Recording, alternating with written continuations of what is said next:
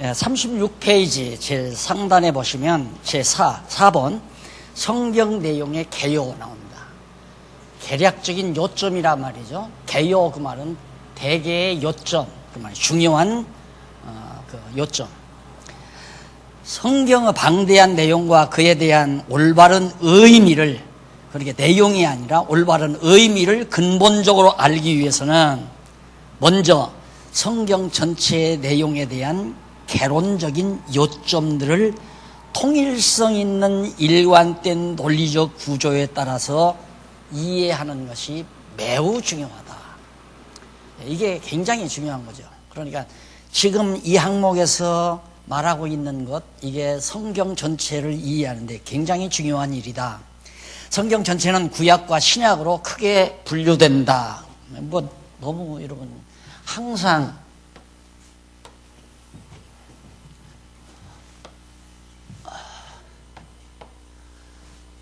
이 그림을 자꾸 여러분들에게 이렇게 소개하는 이유는 이게 뇌리에 쫙 남아있으라고 그래요. 남아있으라고. 이 성경을 대할 때는 항상 이 그림이 근본적으로 남아있어야 되죠. 예. 영원한 세계 안에 영원한. 이것도 영원한 세계. 입체로 여러분 한번 만들어 보세요. 입체로 딱 영혼과 영혼을 맞붙이면 이렇게 되잖아요. 저거 갖다 이렇게 붙이면. 그러면 이 그림은 이렇게 돼버리는 거죠. 영혼 안에서 이제 이렇게. 영혼 안에서 이 그림이 나와요. 근데 이렇게 되면 이제 우리가 힘드니까 평면적으로 늘려서 이렇게 만드는 건데, 표현하는 건데, 생각을 항상 이제 이렇게 생각을 하시면서 여기서 일단 중요한 게 뭐냐면 기독교 세계관입니다. 기독교 세계관인데 모든 것이 주께로부터, 여기 주 하나님이죠. 하나님께로부터 나와요. 그러게 이 모든 지상에 있는 이 모든 것들이 다 어디서 나왔는가? 영원하신 하나님께로부터 나와서, 그러면 이렇게 시간 세계에서 모든 역사들이 진행이 되고 생성되고 만물이 생성되고 하는 모든 이런 일들이 누구로 말미암아? 하나님으로 말미암아, 주로 말미암아. 예, 주께로부터 나와서 주로 말미암고 주님 하나님으로 말미암아 다 역사도 섭리되고 우주 만물도 생성이 된다 이 말이에요. 그리고 어떻게 되는가? 마지막은 다시 하나님께로 돌아간다. 다시 돌아간다 이 말이에요. 그러니까 그 말은 쉽게 말하면 이 안에서 이렇게 되는 거다 이 말이에요. 영혼 안에서 다 하나님으로 말미암아, 영혼 안에서 이거 다 나와가지고 영혼 안에서 하나님께로 말미암고 영혼 안으로 다시 돌아가 버린 거다. 그러면 돌아간다는 말은 이게 없어져 버린다. 결국은 영원한 세계만 남는다 그 말이에요. 영원한 세계, 영원하신 하나님 세계로 다시 돌아간다. 그래서 뜻이, 여기 하나님의 뜻이 영원한 세계에서 이루어진 것 같이 이 땅에서도 그 하나님의 뜻이 이루어지이다. 그러니까 이미 영원한 세계에 있었던 것이 시간과 공간과 형상 세계로 나타난다. 그게 이제 창조를 통해서 나타나죠. 창조를 통해서 뜻이, 영원하신 하나님의 뜻이 창조를 통해서 이렇게 하나하나 펼쳐져 나가는 거예요. 그랬다가 다시 이 영원한 세계가 영원한 하나님의 나라로 다시 돌아간다. 그래서 나라가 하나님의 이 영원한 나라가 이 땅 위에 이루어지고 그 나라가 다시 영원한 나라로 돌아간다. 그래서 이걸 뭐냐? 그럼 왜 이렇게 드러내는가? 이게 바로 하나님의 여호와 계시다 이 말이에요. 아까 말한 대로 계시. 여호와 계시, 여호와 하나님 계시.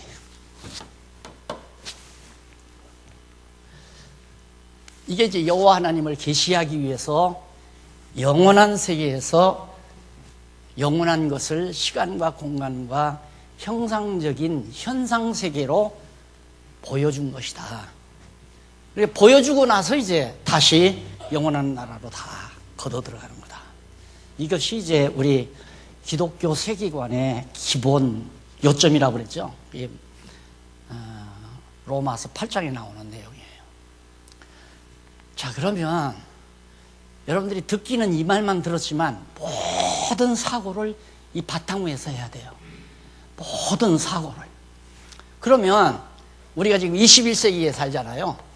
21세기에 사는데 지금 당장 우리가 지금 여기 어제 오늘 사이, 안 그러면 요 한 달 사이 일어난 모든 일들 누구 뜻대로 된 거예요? 하나님 뜻대로 된 거 아니에요.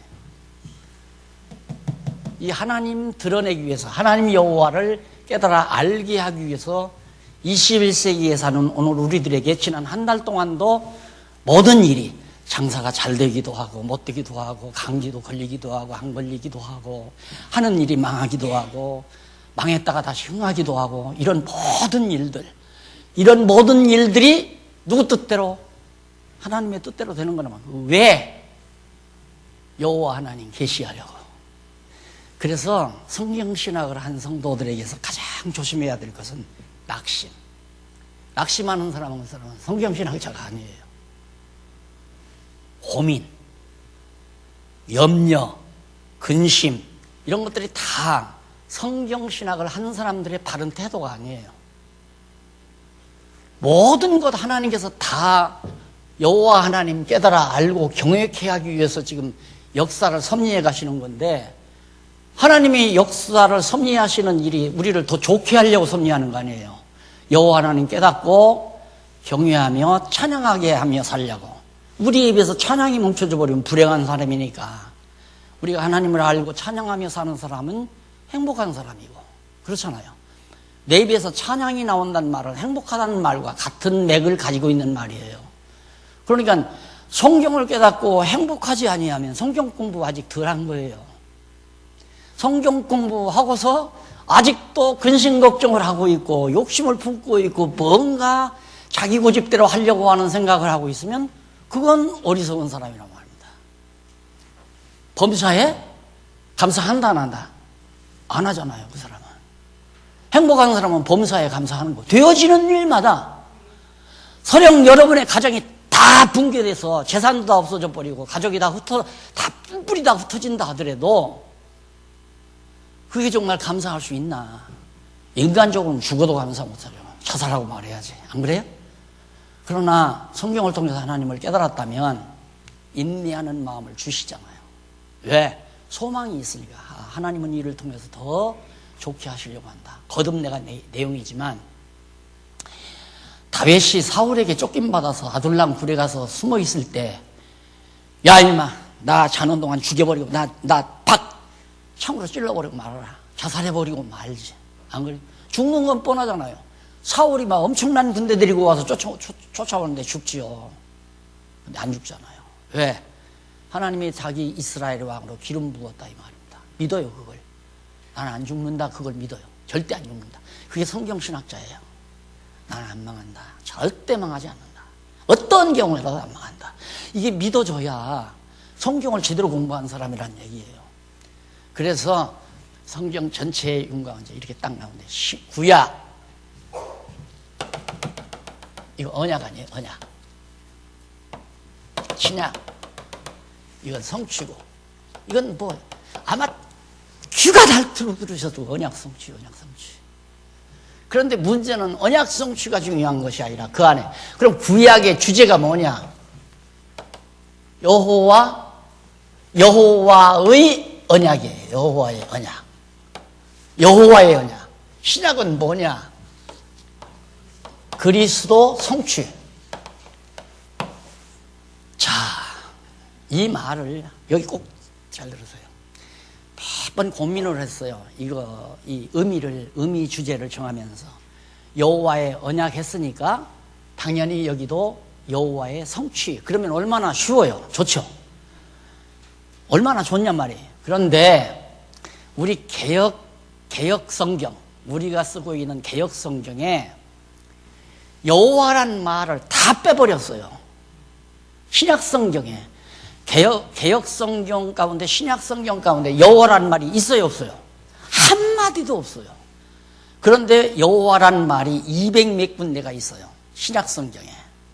주께서 내 주께 이르시되 할 때 주께서라고 할 때는 먼저 그 주가 여호와란 말이에요. 여호와께서 내 주께 이르시되, 이렇게 성경을 기록했어야 하는데, 어쨌든 우리가 쓰는 용어 가운데 여호와란 말이 안 들어있으니까, 만약에 여호와의 언약, 여호와의 성취 그래 놓으면, 아니 시작 성경에 여호와란 말이 하나도 없는데 무슨 여호와의 성취인가.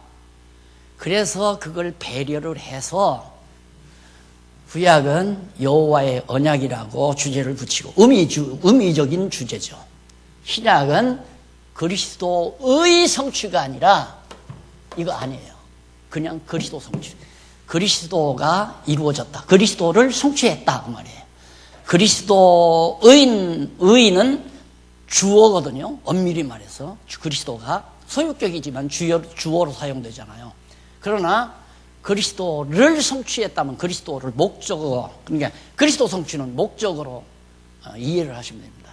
그리스도가 이루어졌다. 그리스도를 성취했다. 왜? 여호와께서 그리스도를 언약하시고 여호와께서 그리스도를 성취했다 그 말이에요.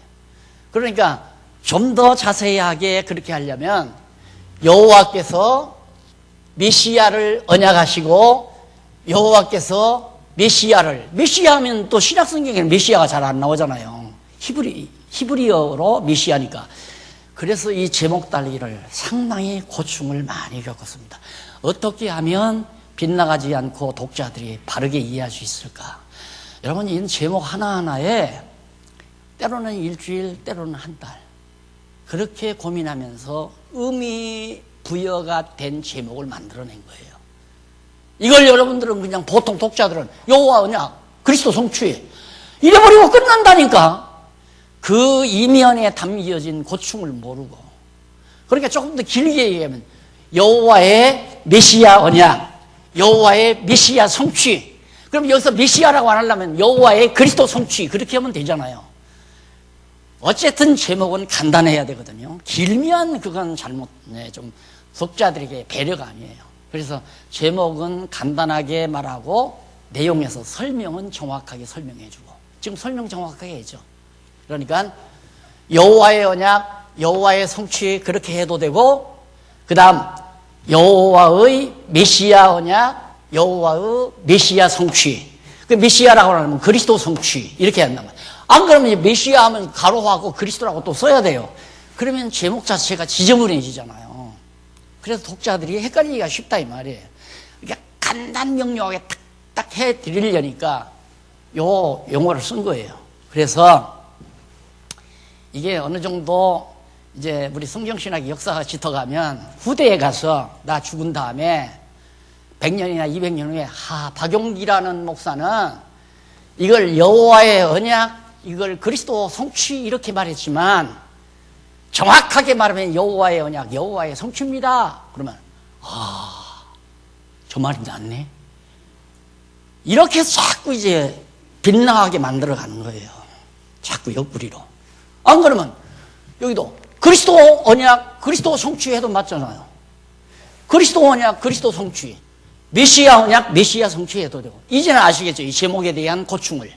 그거 알고 느끼게 되면, 여러분들이 있게 되면, 야, 정말 저 의미 분석 성경 개론 하나를 만들어내는 것이 그렇게 간단한 일이 아니었구나. 지금 제 자랑을 하려고, 제 자랑보다도 제 자신의 고충을 좀 얘기해 달라고 그러더라고요. 그래야 독자들이 이해하기가 좋다고. 그래 가만히 생각하니까 정말 그런 것 같아요. 이런 얘기를 자꾸 하다 보면 나 잘났다는 얘기밖에 안 된다고 나는 생각을 해가지고 술렁술렁 넘어갔거든요. 그랬더니 술렁술렁 다 아는 거야. 내가 술렁술렁 넘어갔으니까 아는 사람도 술렁술렁. 여기에 담긴 고충을 몰라요. 그러니까 구약에서 예를 들어 구약이 그리스도 언약 했으면 구약에 무슨 그리스도가 있어? 구약에는 그리스도라는 말이 한마디도 우리말에는 없잖아요.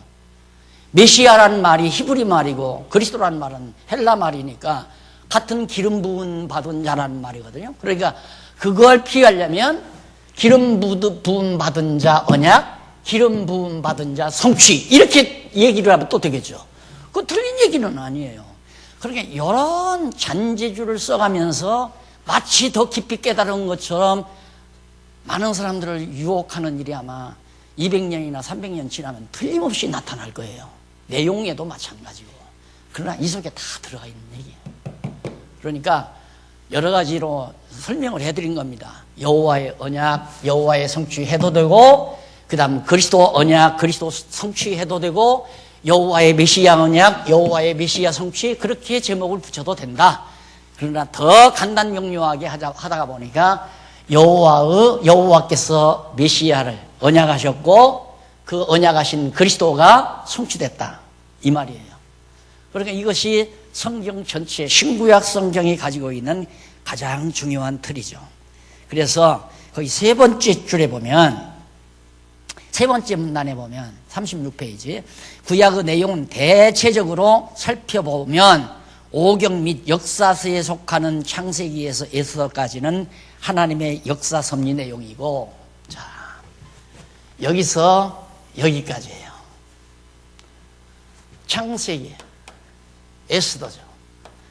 여기까지는 이게 역사 섭리예요. 역사 섭리. 쫙 역사 섭리. 그래서 여기 이제 다윗이 나오고, 다윗 시대 나라가 갈라져서 이렇게 되고, 여기 이제 포로 시대가 이렇게 오고, 포로 시대 돌아와서 에스더 나오고, 이게 이제 역사서 아니에요? 그리고는 이제 여러분 시가서는 이제 솔로몬, 주로 여기 모세 때로부터 솔로몬 이 시대에 주로 시가서가 나오고, 그 다음 선지서는 북이스라엘 멸망 직전부터 마지막 돌아오고 말라기서까지, 이때까지 선지서가 나오고, 시가서는 욥, 시편, 잠언, 전도, 아가 이렇게 나오고, 선지서는 이사야하고 말라기까지 이렇게 나오잖아요.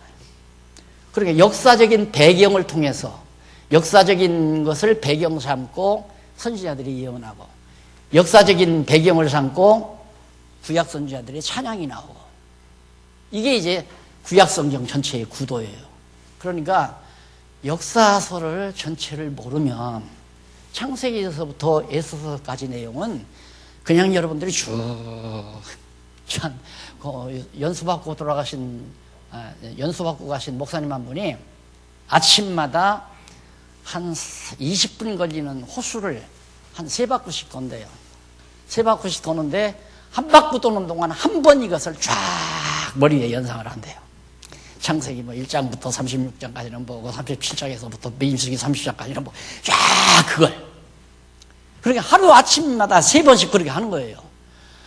나 만나서 점심 먹자고 만나서 딱 하면 그걸 줄줄줄줄줄 해요. 왜? 그만큼 중요하니까. 이걸 모르면 욥기 해석이 안 돼요. 이 역사서를 모르면. 그럼 욥이 까닭없이 망한다? 까닭없이 이스라엘 백성들을 애굽에 가서 종살이 하잖아요. 언약 백성들이. 까닭없이. 그 죄 때문에 망한 게 아니에요. 죄 때문에 애굽에 가서 400년 보낸 게 아니거든요. 그런데 갑자기 모세를 통해서 구출에다가 나라 세워서 막 풍요롭게 다윗 왕, 솔로몬 시대 80년 동안 명화를 누리고 살게 만들잖아요. 그게 욥기가 바로 그런 내용을 시적으로 표현한 거란 말입니다. 시편도 언약하시고 언약대로 이루어달라고 간구하고, 간구시 간구한 대로 이루어주니까 하나님께 대한 찬양시, 바로 이 역사서를 배경 깔고 그런 찬양이 나오는 거예요. 그러니까 성경을 알고 보면 너무너무 간단하고 명료하단 말이에요. 그렇게 몇십 년 동안 전부 이렇게 박용기한테 배워야 될 성경이 아니에요. 한 번, 두 번만 깔끔하게 들어버리면 그냥 자기 안에서 전부 요리가 돼요. 살다가 이런 문제가 생기면 하나님 말씀이 쫙 필요한 자리들이 모여들어서 그냥 맛있는 영적 양식이 만들어져가지고 먹게 돼요. 여러분들 그러죠? 일주일에 한 번씩 시장에 가면 막 이것저것 일주일 먹을 거 쫙 사다가 냉장고에다 다 집어넣어 놓잖아요.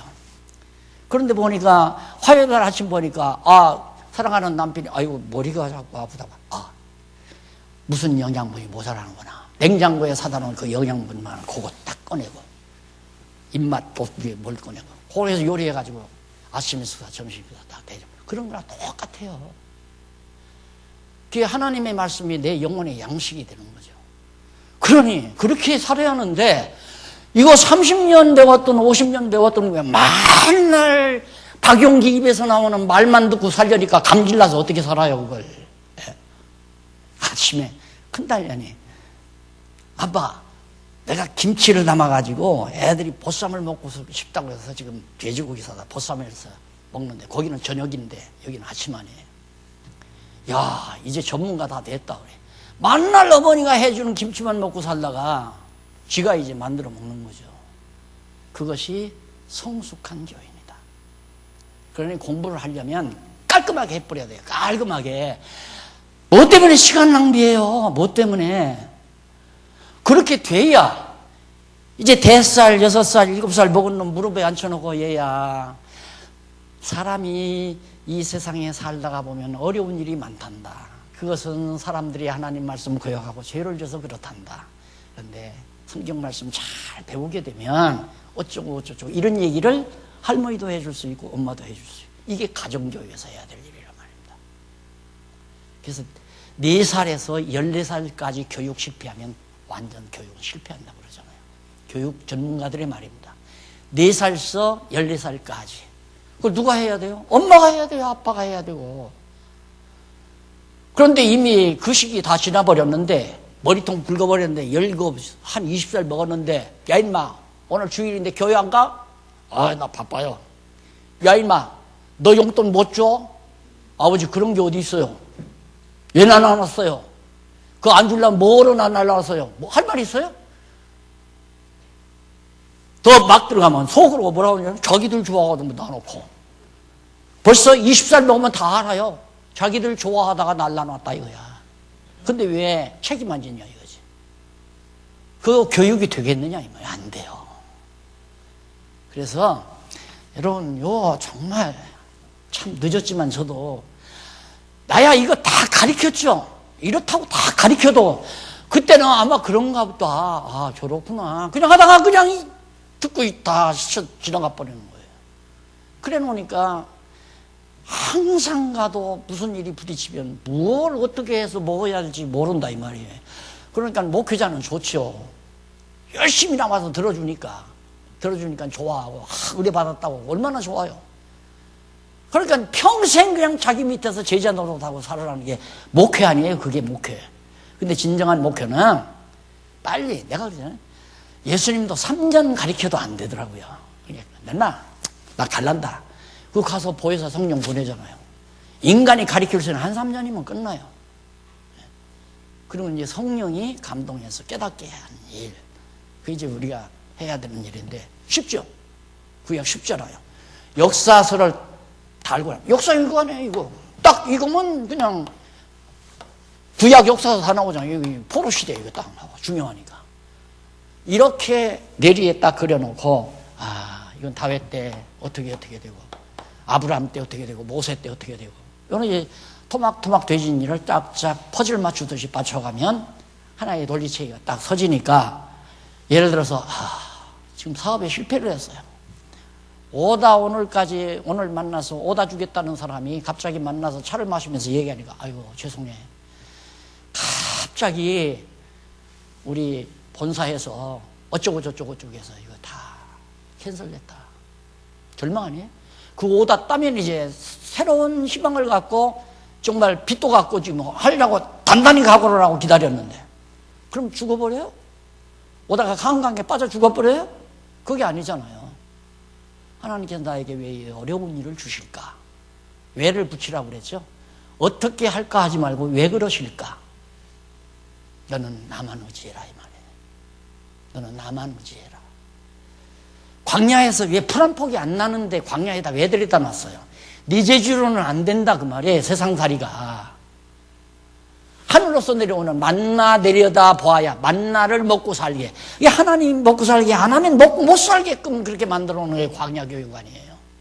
그게 우리들이 지금 받는 교육인데 우리는 내 능력으로 내 아이디어로 막 이렇게 해서 성공하고 어깨 펴고 좀 고급 세단 타고 한번 동창도 만나고 할 일도 없이 슬슬 거리도 한번 누벼보고 그러면서 우쭐대고 살고 싶어하는 인간들 본심 하나님 왜 몰라요? 그거 다 알죠. 하나님 앞에서는 납작해가지고 죽으면 죽습니다. 망하게 하면 망합니다. 흥하게 하면 흥하고 이게 이제 오늘 성경신학자들이 가져야 될 올바른 자태란 말입니다. 자, 그 다음 이제 신약은, 그 다음 내려가 보세요. 창세기부터 다 나왔죠? 그 중간에 보면 36페이지 중간에 신약의 내용은 대략적으로 살펴보면 복음서에 속하는 마태복음에서 요한복음까지는 메시아로 오신 예수의 증거 사역에 관한 내용이고, 사도들의 행정 및 서신서에 속하는 사도행전에서 요한계시록까지는 메시아에 대한 사도들을 통한 성령의 증거 사역이다. 사복음서, 여기 행전, 요한복음, 마태복음서, 요한복음, 사도행전에서부터 계시록까지죠. 그럼 신구약 성경 다 나오잖아요. 계시록에 예수님 오시는 마지막 오 주여 어서 오시옵소서 하는 걸로 끝나죠. 여기는 빛이 있으라면서 창조가 시작되는 때고, 빛 대신 예수 그리스도를 통해서 창조가 시작되고, 여기는 빛 대신 예수 그리스도가 오심으로 이 세상 종말이 끝나는 거고, 이게 그리스도로 시작해서 그리스도로 끝나잖아요. 왜? 아까도 말했죠. 그리스도 오냐? 그리스도 성취. 그렇게 해도 맞다는 얘기를 제가 말씀드렸어요. 그리스도 중심이죠. 완전히 신구약 성경 다가. 그러면 당연히 구약에서 이렇게 역사 섭리나 시가서나 선지서 예언을 통해서 메시아 그리스도를 보내겠다고 언약을 했으니까, 여기 언약 내용이라고 그랬잖아요. 언약을 했으니까 정말 마리아의 몸을 통해서 나신 이 예수가 정말 그리스도인가? 이게 궁금사항 아니에요? 예수님이 갑자기 처녀의 몸에서 출생을 했는데 많은 사람들이 네가 무슨 그리스도냐 반대하잖아요. 그럼 그 인간들이 예수를 십자가에 못 박아 죽였단 말입니다. 그러면 정말로 예수가 그리스도냐? 이게 궁금하기 때문에 그걸 확증시키기 위해서 여기는 복음서는 예수님 자신이 내가 그리스도다, 이거 증거하는 내용이 마태, 마가, 누가, 요한복음에 내가 그리스도다, 구약에서 보내준다고 언약한 뭘 통해서? 역사 섭리를 통해서, 성도들의 찬양을 통해서, 선지자들의 예언을 통해서 메시아 그리스도를 보내주겠다고 언약하신 그 그리스도가 바로 나다, 예수님 당신 자신이다. 그게 예수님 스스로가 그리스도라는 것을 증거하는 내용이요. 근데 그렇게 증거해도 12제자를 데려다가 입학시켜가지고 데려다가 3년 동안 가르쳤는데 하나도 졸업생이 안 나오는 거야. 한 놈도. 거기다가 낙제생 하나 나오고, 그것도 누구냐? 가룟유다. 이게 낙제생 아니에요? 그리고 졸업생이 하나도 없어. 마지막 십자가 지고 딱 죽는 순간 다 도망가버리고 졸업장을 못 받아요. 그게 부활하셔서 다시 데려다가 가르치잖아요. 그래서 하나하나 졸업시키죠. 가르치는데 어떻게? 성령을 보내서 가르쳐요. 성령께서, 성취 내용인데, 성령께서 예수가 그리스도라는 사실을 성령께서 증거하는 내용이 사도행전에서부터 요한계시록까지다. 자, 그러면 이런 정도는 누구를 만나도, 여러분들이 오늘 공부하신 분들은 누구를 만나도 이런 정도는 차근차근 안 보고라도 그냥 안 볼 필요 뭐 있어요? 쉽잖아요. 사도행전서부터 요한계시록까지는 성령께서 예수가 그리스도라는 사실을, 왜? 그리스도가 성취됐다는 걸 증거하려니까 성령이 예수가 그리스도다, 구약에 언약된 대로 오신 분이다, 성취된 분이다, 그 말 아니에요. 마태복음부터 요한복음까지는 예수님 당신 자신이 내가 그리스도다라고 증거하는 내용이에요. 이것이 신구약 성경 전체의 개괄적인 요점이에요. 요점 알았죠? 요점 정리됐죠? 학교 가서 그냥 한번 시험 문제를 내가지고 확인을 해봤으면 좋겠는데, 아무리 연세가 드셨어도 이건 기억할 수 있잖아요. 이것은 항상 머릿속에 배경을 깔고, 누가 무슨 말을 하면, 예를 들어서 요한복음에서 몇 절 믿고서 얘기를 하면 이 바탕 위에서 여호와 하나님을 계시하기 위한 말로 저 말이 방향이 가는지, 그렇지 않으면 요한복음의 몇 절로 몇 절까지 있고 성도들의 생활을 교훈하는 쪽으로 가는지, 이것 분별하는 것이 하나님의 뜻 분별이에요. 그것이 영적 예배의 첫 번째 요소라고 말이에요. 근데 이거 분별 못하면 그냥 말려 들어가는 거예요. 그냥 슬며시 넘어가는 줄 모르게 넘어가 버린다니까. 진리 변질들은 하루아침이에요. 어딜 쪽으로 가는가? 성경 어디를 읽든지 여호와 하나님을 깨달아 알게 하기 위한 쪽으로 설명이 돌아가면 정말 성경신학대로 제대로 하는 거고, 성경 읽고 우리 성도들에게 뭔가를 생활을 교훈하기 위한 쪽으로 가면 그건 변질된 거다 그 말이에요.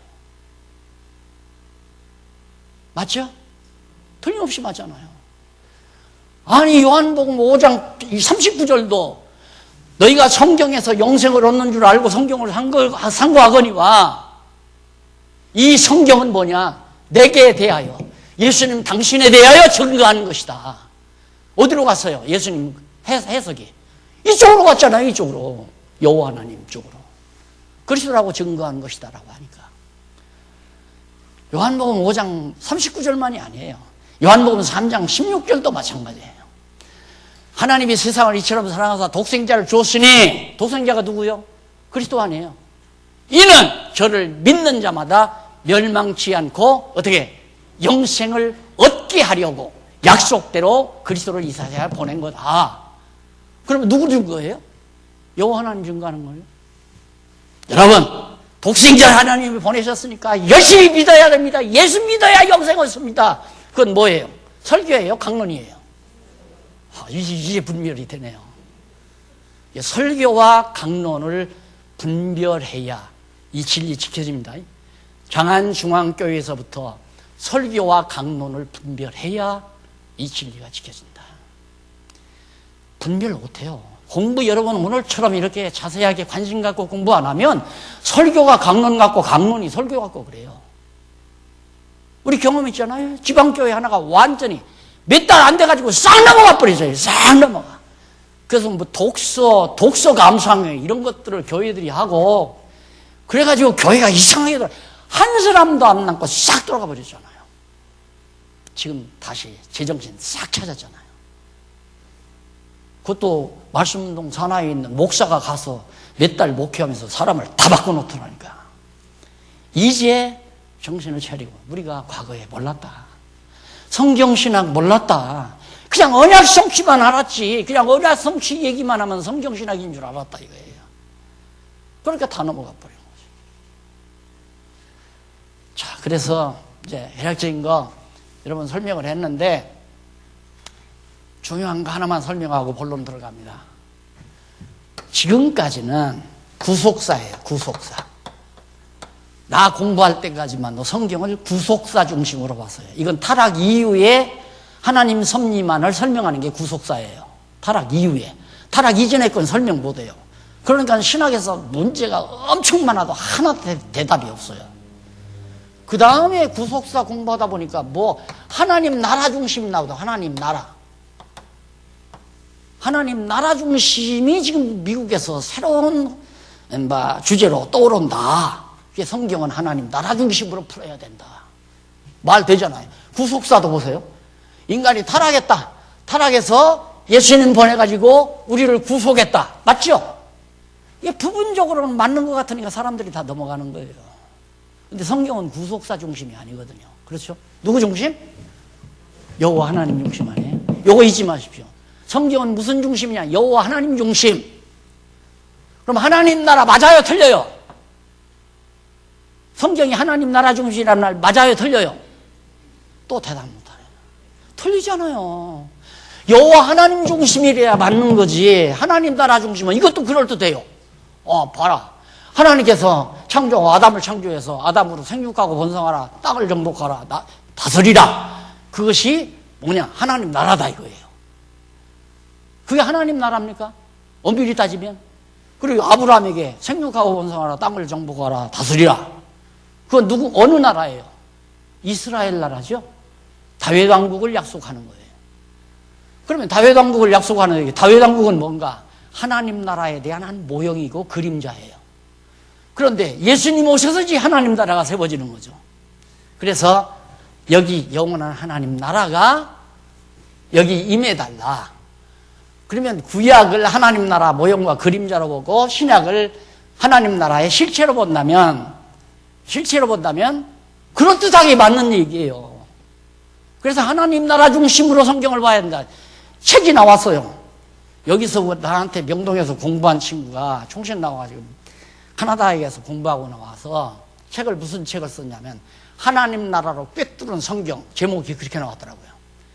내 책 이용한 것도 많고요. 여기 배웠으니까. 그래가지고 책 제일 뒷끝에다가 박사학위 받았대요. 박영기 성경개론 박영기 목사. 거기 의미분석 성경개론이라고 해야지. 그냥 성경개론이라고 하면 남 책 제목 갖다 바꿔놓은 거예요. 고발해 버리려다가. 의미분석 성경개론이면 의미분석 성경개론이라고 말을 밝혀야죠. 그거 하나 딱 집어넣고 그랬더라고요. 아니에요. 이것도 아니에요. 이건 하나님께서 여호와 하나님을 계시하기 위한 계시 방편의 하나죠. 구속사도 하나님의 계시 방법 중에 한 부분이고 하나님 나라도 계시 방법 중에 한 방편이에요. 그러다 좀 있으니까 문화명령이 나오더라고요. 문화명령.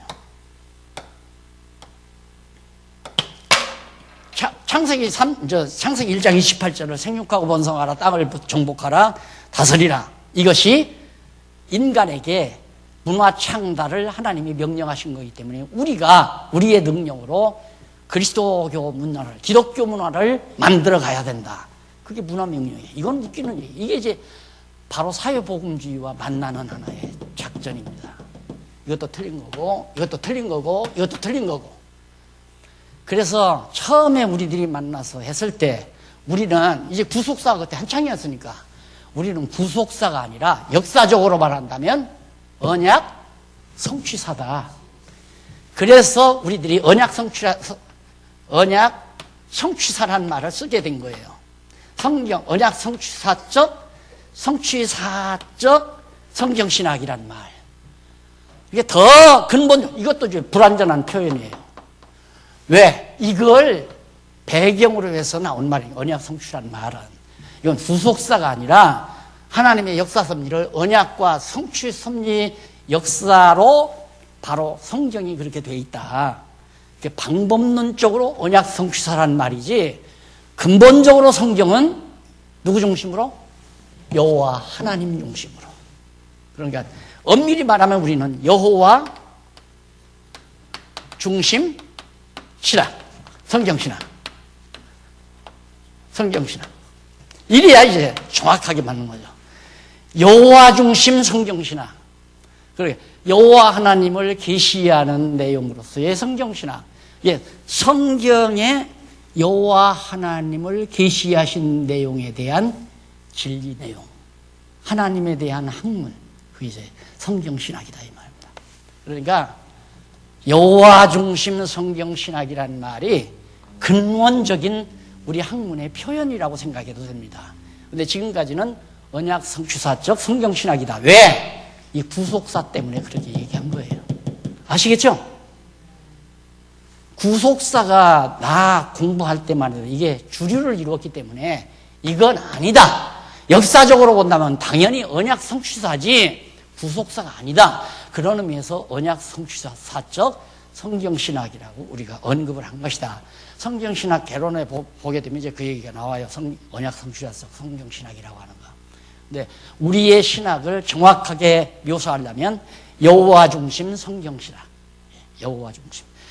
여호와 하나님을 계시하는 내용, 성경에 계시하는 하나님에 대한 학문. 바로 그런 의미에서 여호와 중심 성경신학이다. 자, 그다음 이제 구체적인 서론은 이제 여러분들이 집에 가서 읽어보시고요. 그 다음에 이제 구체적인 서론은 창세기는 뭐고 출애굽기는 뭐고 하나하나 이제 열거하는 거거든요.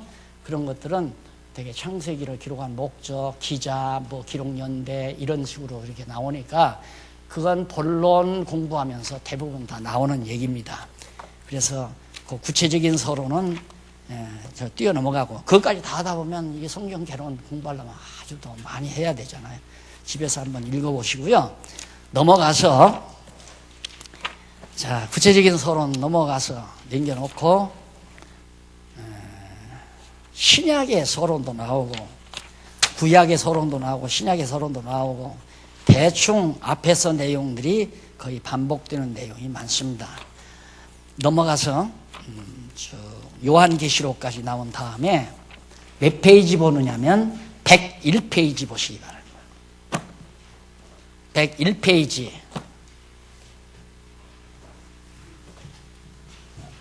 제1권 나오죠? 제1권.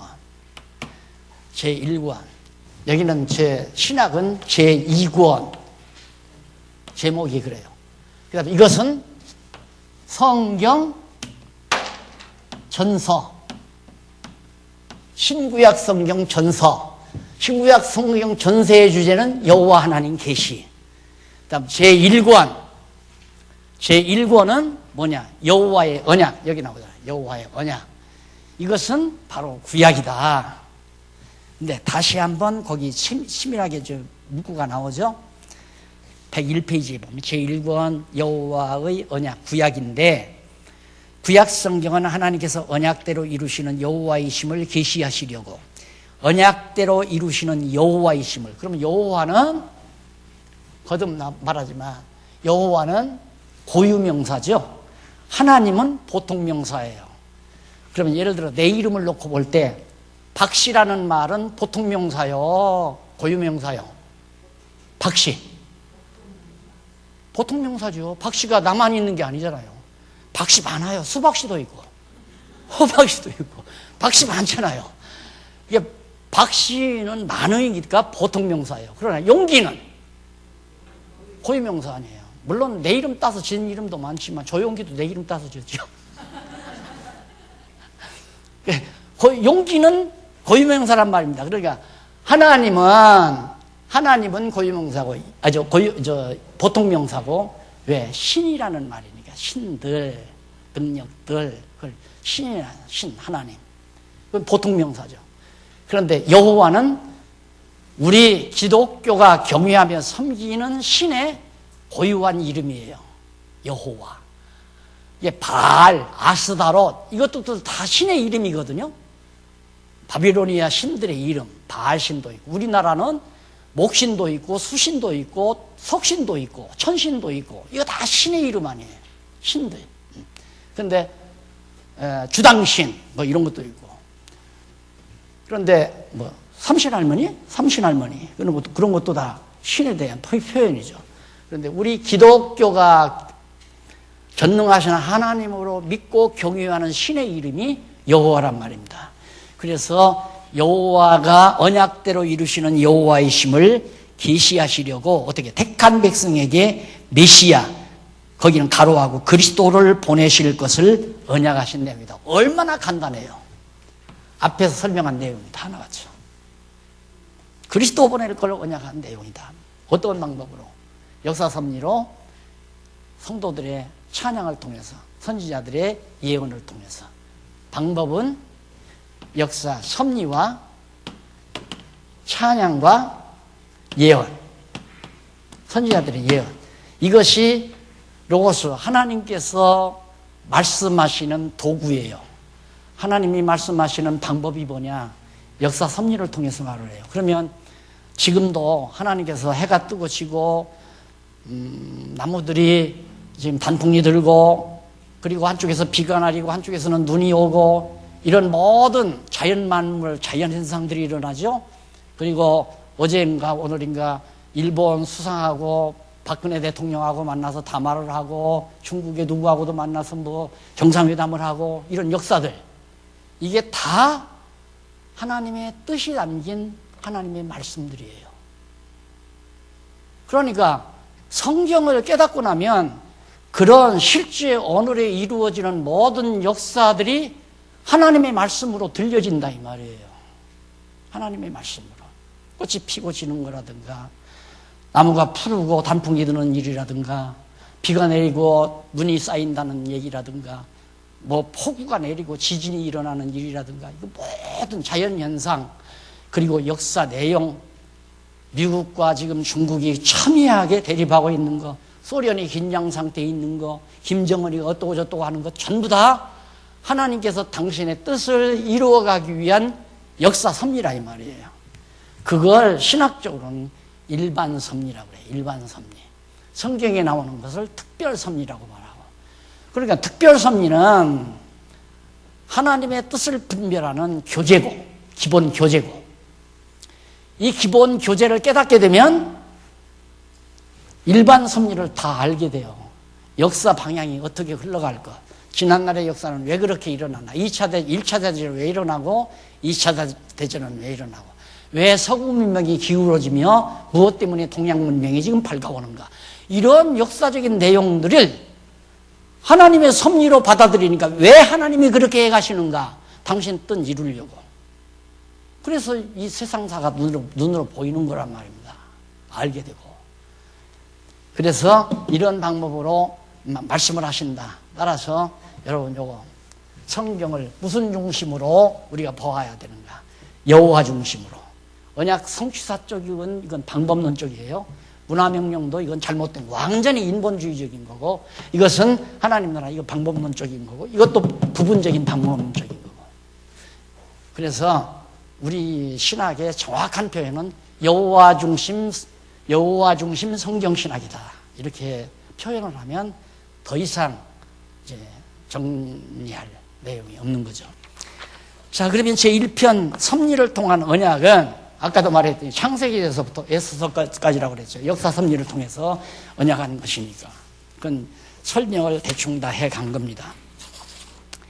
넘어가서 그러면 제1장 104페이지입니다. 제1장 하나님의 언약 섭리.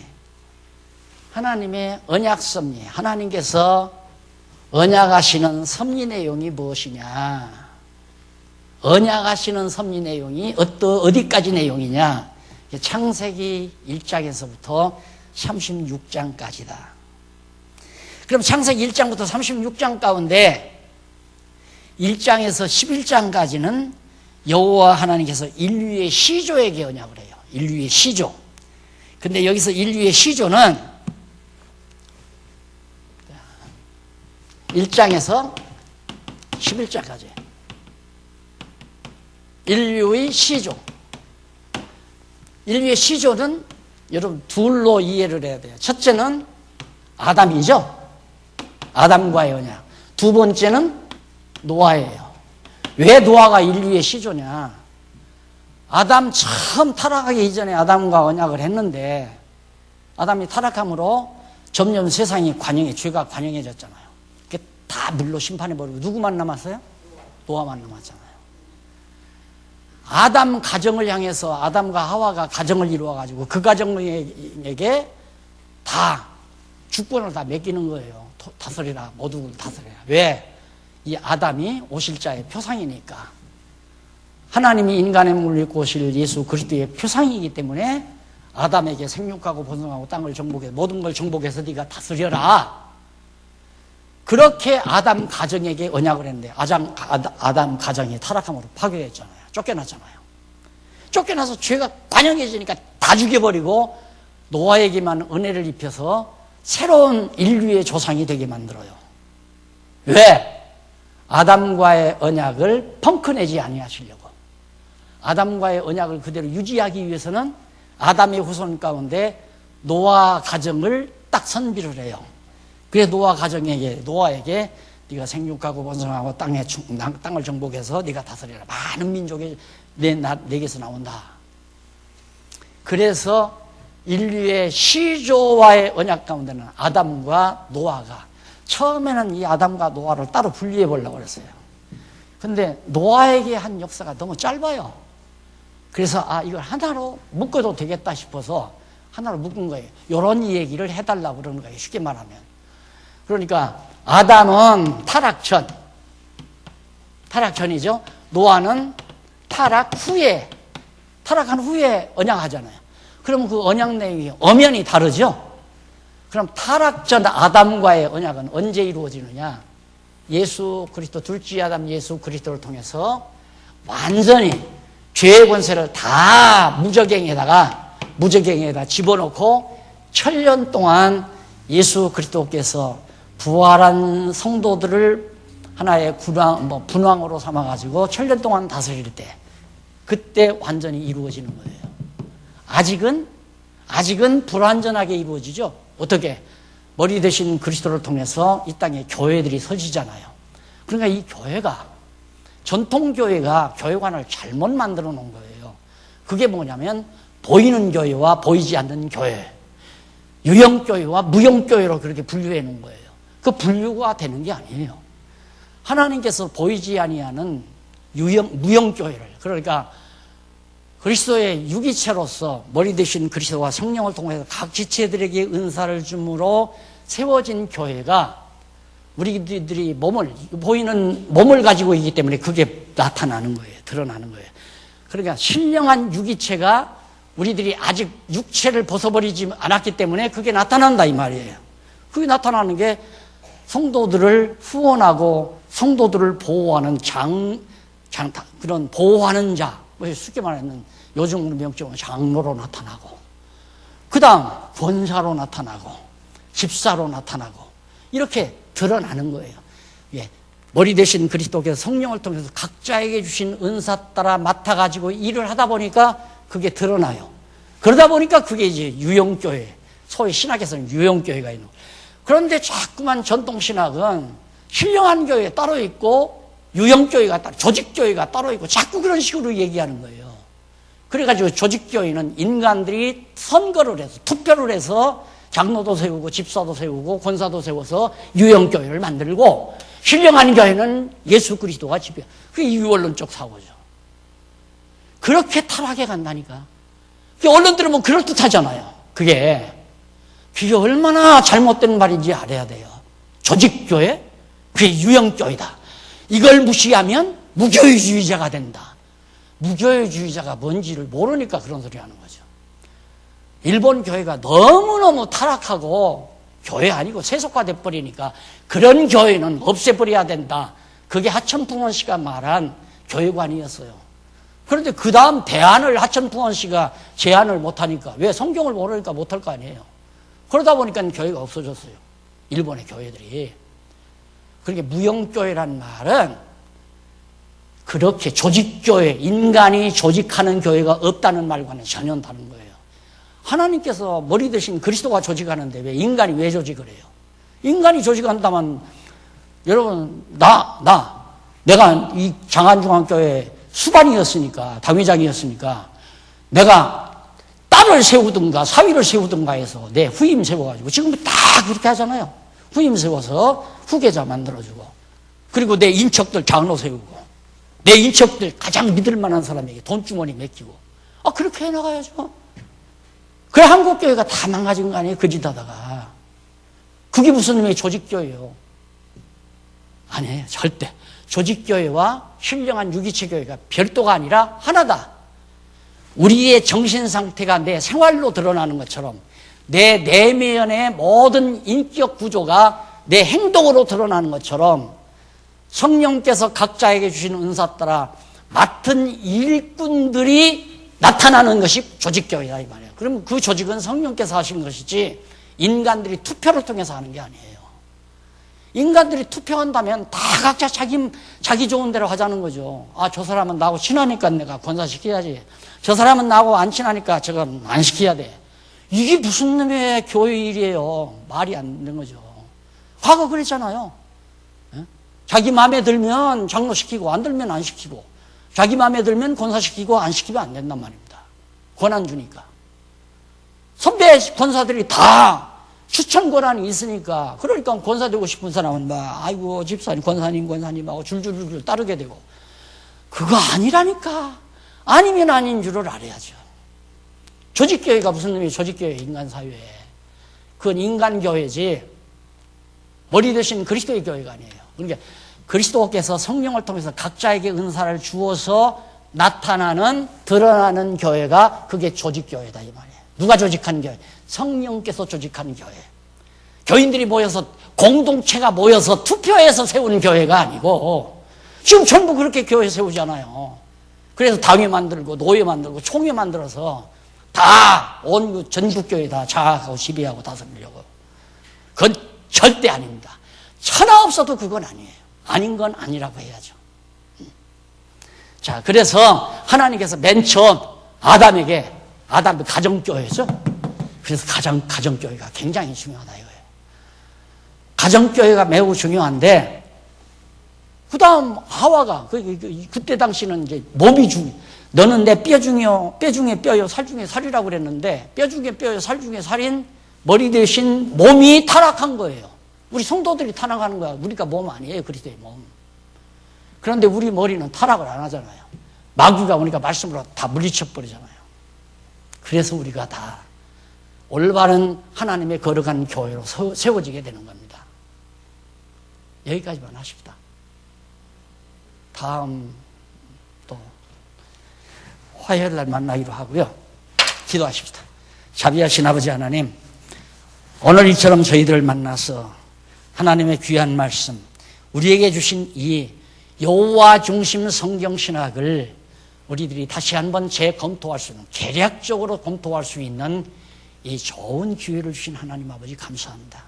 이 말씀을 듣는 세계 모든 진리를 사랑하는 영혼들에게 깊이 깨닫고 이 진리를 오고 오는 세상 잘 지켜나갈 수 있는 사명과 열정을 담아주시옵소서. 예수님 이름으로 기도드립니다. 아멘.